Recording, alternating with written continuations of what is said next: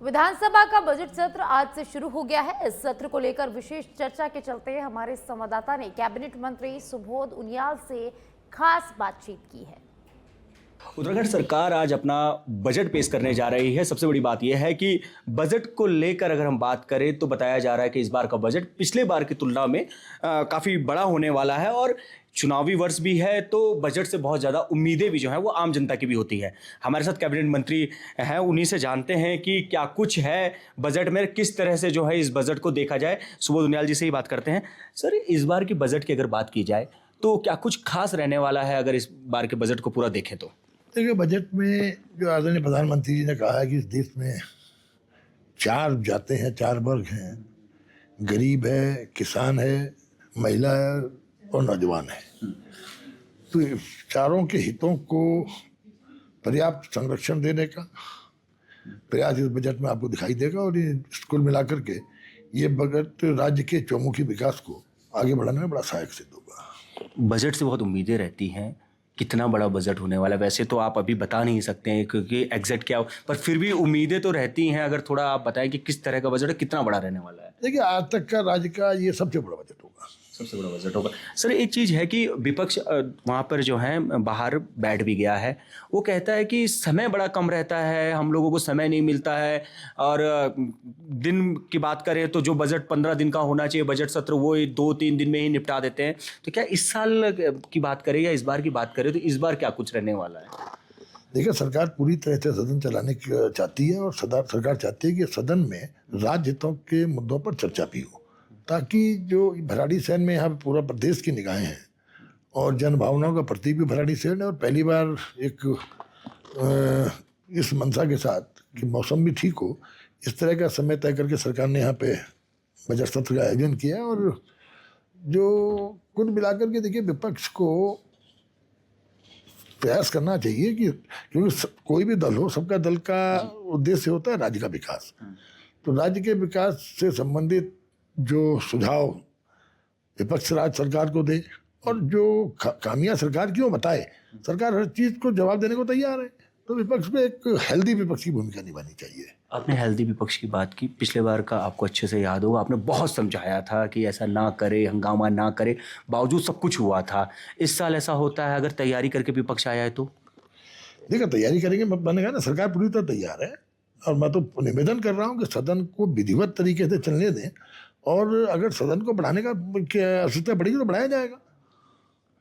तो ये मान के चले कि इस बार का बजट सत्र जो है, भले ही आज बजट पेश हो रहा है, नॉर्मली ये देखा नहीं जाता है कि बजट आज पहले दिन ही जो है अभिभाषण के साथ ही जो है वो पेश हो जाए, तो ये माना जाए कि अगर पेश भी हो जाए, पर ये नहीं है कि अगर चाहे कि पक्ष विपक्ष दोनों तो सत्र लंबा चलेगा। निश्चित रूप से देखिए, अभी 2 दिन का कार्यक्रम हमने कार्य मंत्रणा में तय किया, जिसमें आज बजट तो पेश हो जाएगा, लेकिन बजट पर चर्चा का भी हमने कोई तय नहीं किया है क्योंकि आगे आने वाली कल कार्य मंत्रणा समिति की बैठक फिर होगी, उसमें आगे के 3-4 दिन जो है उनका बिजनेस तय किया जाएगा।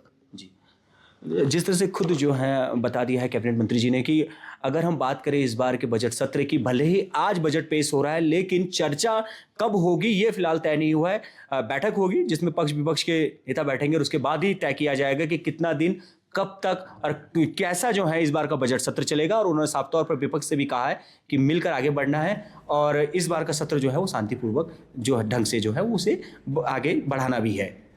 मेरे सहयोगी राजेश पुरी के साथ योगेश सेमवाल, सच बेधड़क, भराड़ीसैंण, गैरसैंण। रानीखेत में गांधी चौक पर कांग्रेस कार्यकर्ताओं ने घरेलू गैस सिलेंडर की कीमतों में 60 रुपए की बढ़ोतरी के खिलाफ जोरदार प्रदर्शन किया।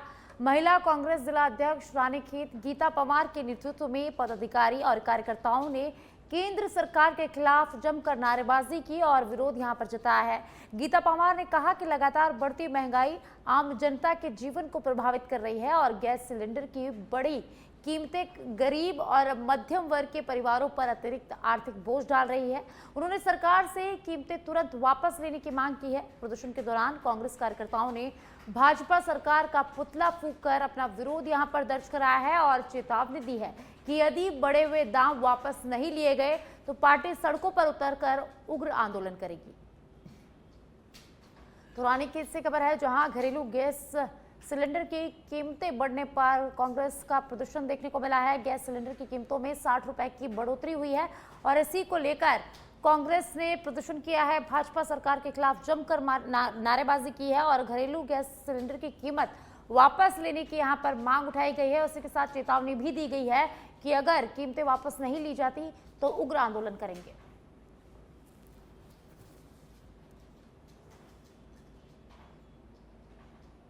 तो उत्तराखंड के रानीखेत से खबर है, जहां गैस सिलेंडर की कीमतों में बढ़ोतरी को लेकर प्रदर्शन देखने को मिला है। कांग्रेस ने जमकर प्रदर्शन किया है, केंद्र सरकार के खिलाफ नारेबाजी की है। भाजपा सरकार के खिलाफ जमकर नारेबाजी करते हुए जो गैस सिलेंडर की कीमतों में बढ़ोतरी हुई है उनको वापस लेने की मांग यहां पर लगातार की जा रही है। इसी के साथ चेतावनी भी दी गई है कि अगर गैस सिलेंडर की जो कीमतें हैं वो वापस नहीं होती है तो वे उग्र आंदोलन करेंगे। घरेलू गैस की दाम 60 रुपए और बढ़ा दिया गया है। इसी के विरोध में हम सब कांग्रेस जन यहाँ पर पुतला दहन के लिए आए हैं और हमारी पार्टी महिला कांग्रेस हर एक जन इस बढ़ोतरी का विरोध करता है। हम विरोध दर्ज करते हैं और सरकार से दरख्वास्त करते हैं कि ये बढ़े हुए मूल्यों को वापस लिया जाए। गैस की अंतर्राष्ट्रीय महिला दिवस के अवसर पर देहरादून में महिला सशक्तिकरण और वरिष्ठ मातृशक्ति को सम्मानित करने के लिए कार्यक्रम का आयोजन हुआ।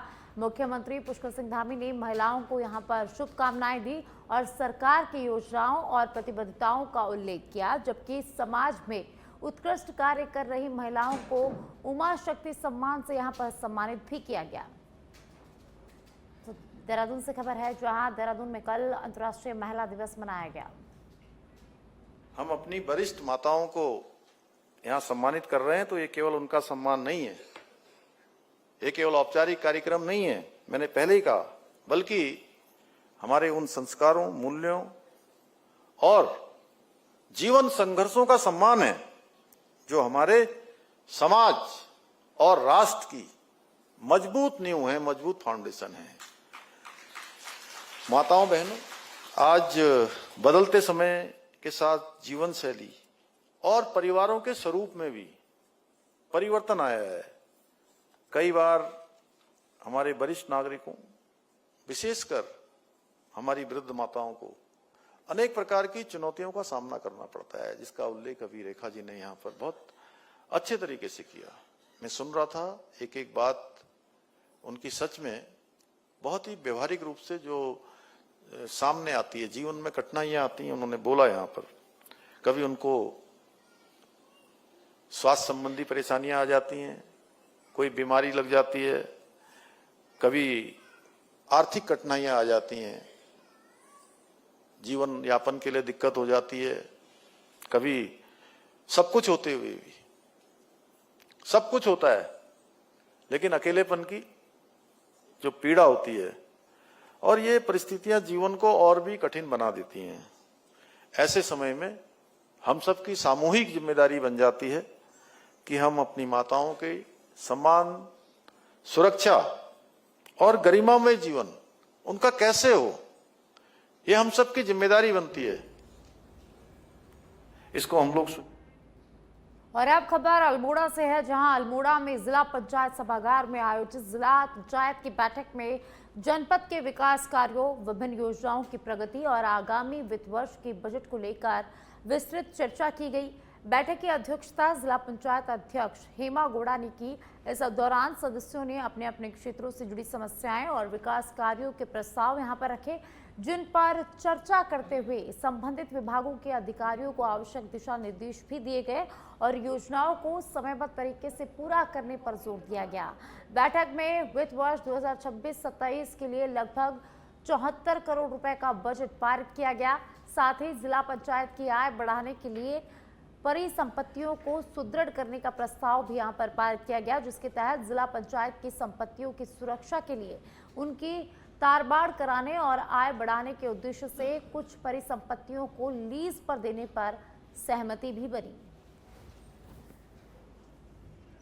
तो अल्मोड़ा से खबर है, जहां आगामी वित्त वर्ष के बजट को लेकर बैठक हुई और इस बैठक में विस्तृत चर्चा की गई। परिसंपत्तियों को लीज पर देने पर सहमति भी इस बैठक में बनी। जिला पंचायत की बैठक में 74 करोड़ का बजट पारित।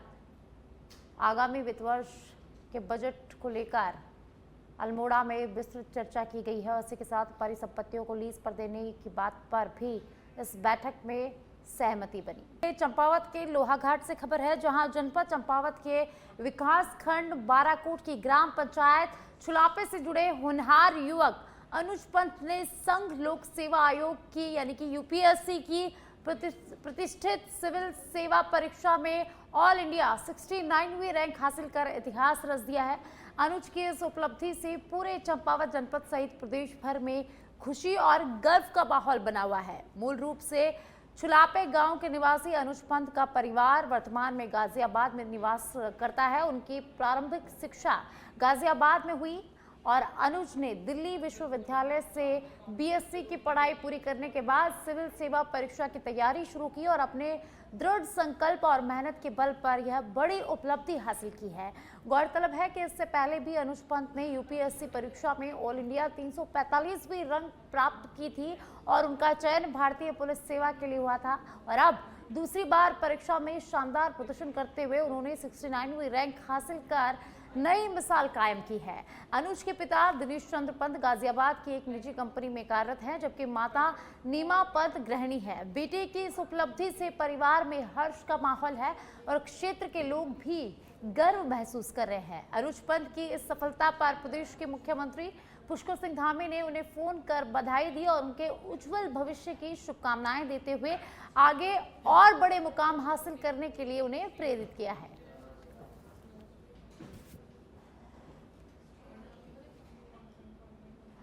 तो चंपावत के लोहाघाट से खबर है, जहां यूपीएससी परीक्षा में अनुज ने शानदार सफलता हासिल की है। 69वीं रैंक उन्होंने यहां पर हासिल की और मुख्यमंत्री पुष्कर सिंह धामी ने भी उनको बधाई दी है। नमस्ते। हाँ सर प्रणाम सर। हाँ प्रणाम प्रणाम। बहुत बहुत मेरी तरफ से आपको बहुत शुभकामनाएं। बहुत अच्छा आपने जो है धन्यवाद सर। बहुत अच्छा आपने मेहनत करी और आपको भी बहुत बधाई। परिवार में माता पिता जी को सबको मेरी तरफ से बहुत बधाई सबको, है ना। और बहुत अच्छा लगा मुझे। और अब खबर दिनेशपुर से है, जहां जयनगर स्थित कृष्णा होम फेज 2 में राम बहादुर सिंह के घर में अचानक अफरा तफरी मच गई जब घर में रखा 5 किलो का छोटा गैस सिलेंडर फट गया। हादसे के वक्त घर में खाना बनाते समय सिलेंडर अचानक तेज आवाज के साथ फटा। धमाके की आवाज सुनकर आसपास के लोग मौके पर पहुंचे और किसी तरह आग पर काबू पाया गया। इस दौरान घर में मौजूद 7 साल का बच्चा आग की चपेट में आने से बाल बाल बच गया, लेकिन उसके बाल इस हादसे में झुलस गए। स्थानीय लोगों का कहना है कि समय रहते आग पर काबू नहीं पाया जाता तो बड़ा हादसा यहां पर हो सकता था। फिलहाल बच्चे को प्राथमिक उपचार दे दिया गया है और उसकी हालत ठीक बताई जा रही है।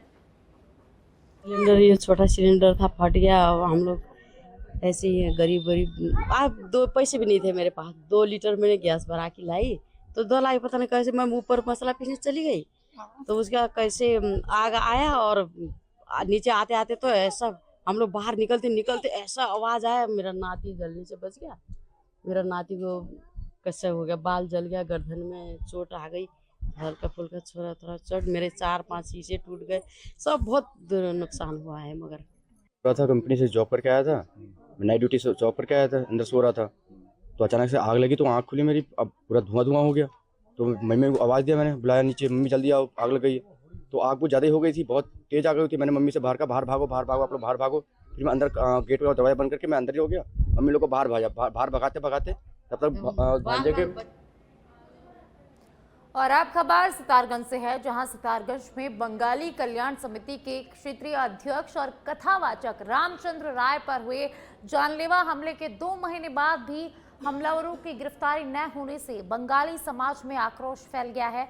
आक्रोशित बंगाली समाज के लोगों ने शक्ति फार्म चौकी पहुंचकर पुलिस का घेराव किया और हमलावरों की तुरंत गिरफ्तारी की मांग की।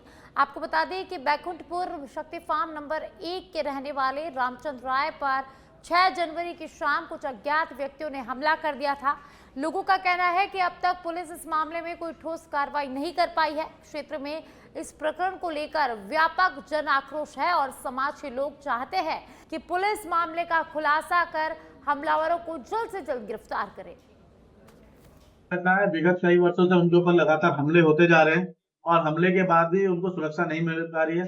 प्रशासन से हम कहेंगे कि उनको एक तो सिक्योरिटी गार्ड दिया जाए, पुलिस की तरफ से प्रशासन की तरफ सुरक्षा दिया जाए। और दूसरी चीज कि ये जो घटना घटी है, इस घटना की जांच करें। 2 महीने हो गए इस घटना में, पता नहीं लगा। अभी देखिए कुछ दिनों पहले एक घटना रुद्रपुर में भी घटी थी और जांच के बाद कुछ और ही पता लगा। लगातार ये जो घटनाएं घट रही है यहाँ पर शक्ति फार्म के अंदर, एक माहौल, भय का माहौल बना पड़ा है। एक ऐसे कथावाचक जो समाज के अंदर एक अच्छा नाम है जिनका, उन पे हमला हो रहा है। तो सोचिए जब ऐसे लोगों पे हमला हो सकता है तो आम जनता कहाँ सुरक्षित है यहाँ पर शक्ति फार्म के अंदर, सितारगंज के अंदर। और लगातार एक माहौल बन रहा है कि यहाँ पर एक कहा जा रहा है कि यहाँ पर लोगों को डरा धमका के भी पार्टी ज्वाइनिंग कराने का काम चल रहा है।